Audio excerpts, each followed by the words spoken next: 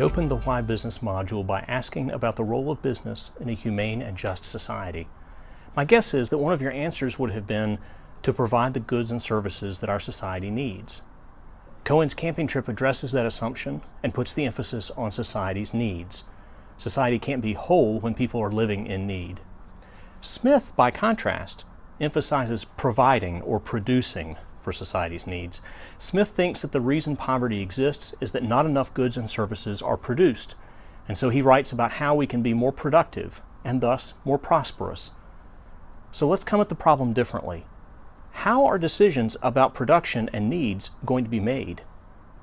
The goal should be what this session's author, Frederick Hayek, calls a rational economic order, resources allocated in the ways that will produce the most value.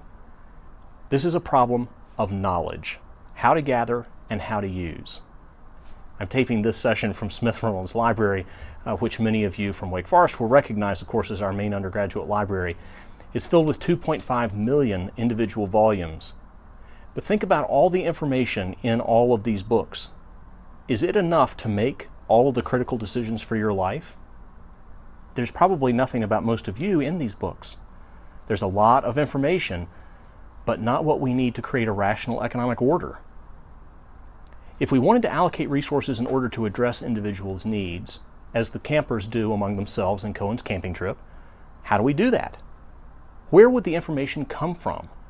Do we need to have a central database about everyone's demographic statistics and maybe even their purchasing and employment desires?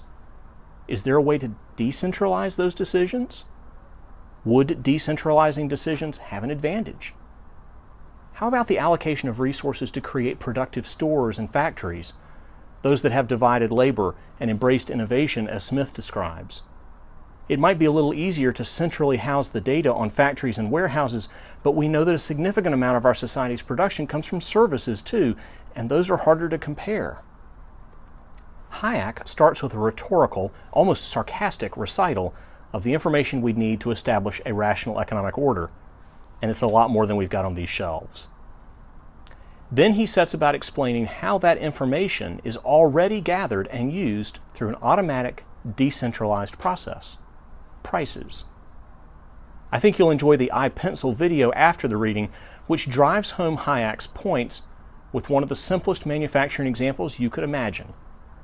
As you're reading and watching, our primary analysis for this session is on the virtues and challenges when we try to make decisions as a society, either centrally or decentrally. Thanks.